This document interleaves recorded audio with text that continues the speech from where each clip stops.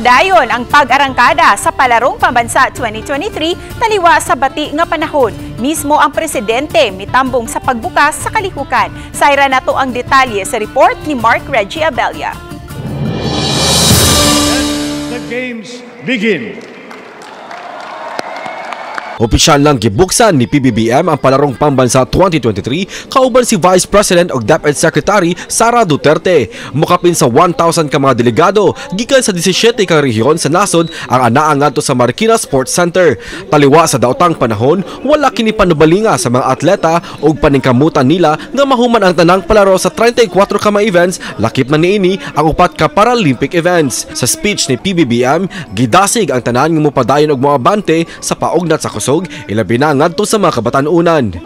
I assure you that this government remains steadfast in developing the prowess of our young athletes and in championing their well-being.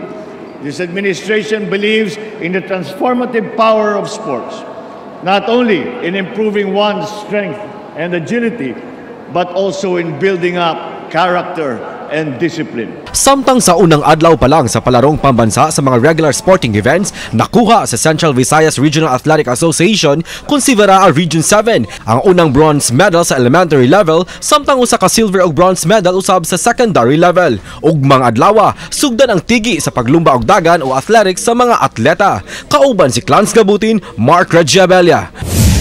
Balitang Bisdak.